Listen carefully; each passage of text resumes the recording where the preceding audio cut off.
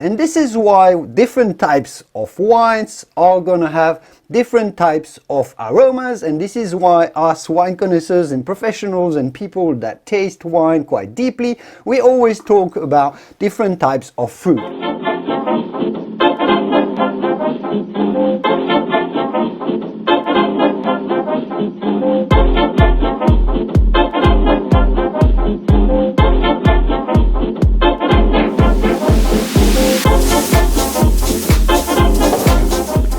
What is up guys, this is Julien, the French winemaking guy who makes wine videos here on YouTube. Yes, wine videos, and I do have quite a few excellent Spanish wines here that I was working on for making a video.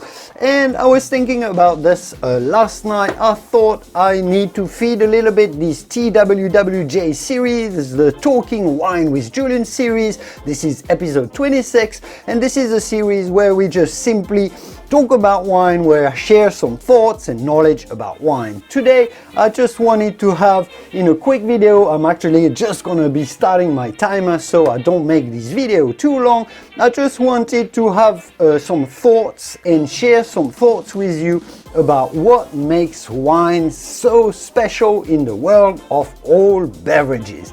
And it comes down to one very simple thing, and that's because wine is made from grapes. Now, if you take any other sort of fruit, essentially to make an alcoholic beverage, you need a source of sugar, so you can transform the sugar into alcohol. And there's a good way to find some sugar and to make a beverage that actually tastes good is to make an alcoholic beverage out of fruit.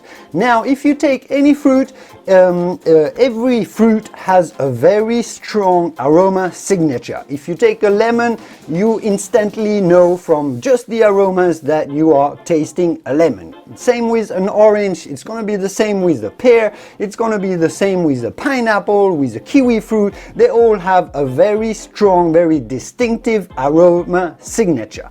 Now, if you take grapes, and if you taste a grape actually, of course, maybe from the flavors you are and the texture, obviously you are going to guess that you are tasting a grape if you're tasting blind, for example. But just from the aromas signature, well, grapes don't really have that very distinctive, flavor profile, aromatic profile that a strawberry has, for example, or raspberry and any other type of fruit. So within a grape, there's actually, and this is scientifically, chemically proven, that any grape has similar compounds, aroma compounds to other types of fruit. There are compounds that really smell like lemon or orange or plum or banana and the likes. All of those types of aromas are present in the grape skin in particular, but they're not present in such a concentration, such a level that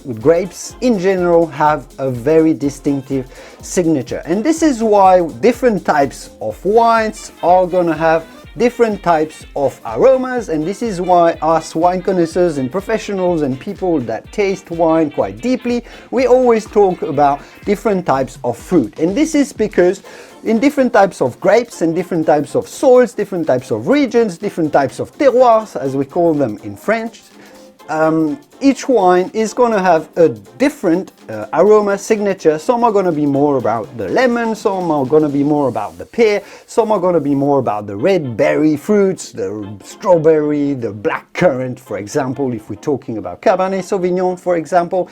And of course, some grapes have more aromas, more fruity aromas or fruitier aromas than others. We all know, for example, if we're talking white wines, the Sauvignon Blanc is going to have much more powerful, much more potent aromas, grassy aromas, the lemon, the passion fruit, the grapefruit in Sauvignon Blanc, for example, than a grape like Chardonnay that is known for being more neutral, and there are even more neutral grapes than Chardonnay. If we're talking Uni Blanc, if we're talking Melon de Bourgogne, the grape variety behind the Muscadet in the Loire Valley, those are pretty neutral grapes that don't really smell like much. And yeah, that's essentially my thought.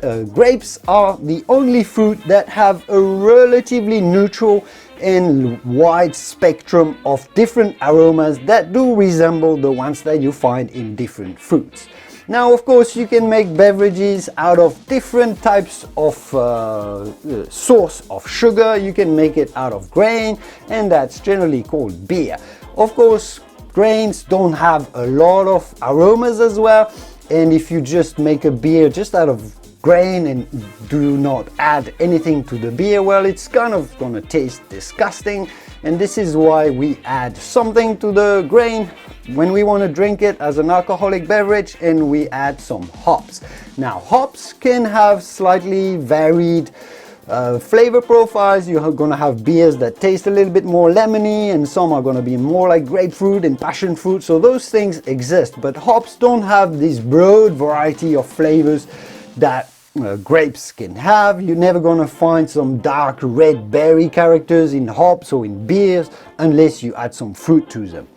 So that's the wonder in the world of wine. On top of this, and I'm gonna make a separate video on that very topic, on top of this, the fermentation adds some flavor to the wine, the oak adds some flavor to the wines, and then all of these different aromas that you have in a glass of wine also combine together with the aging, and that's called the bouquet of the wine, and that's the tertiary character. I'm gonna be making a video specifically on the 3 types of aromas coming up very soon on this channel. And I'll leave it here for today. It's been around 6 minutes, I think, overall for this video. That's probably enough. I hope you enjoyed this video. If you did, please share it with your fellow wine loving friends. Give this video a thumb up, consider subscribing if you're new here.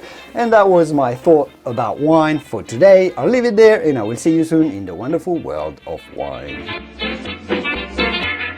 Oh, and I forgot to mention, if you want to dig deeper into this very topic of what makes grapes perfect and very special for making an absolutely outstanding and very complex, refined alcoholic beverage, I did make a video that is even more complete, that talks about the acidity, the level of alcohol, and how extraordinary making an alcoholic beverage with grapes is, and how come nature has come up with the perfect fruit for making the perfect alcoholic beverage. So there is a video, I'll link it right here. You can watch it if you want to go a little bit deeper into the chemistry of wine and why it is so special to the humankind as well, and to the humankind history. See you soon. Watch that video right now. Cheers.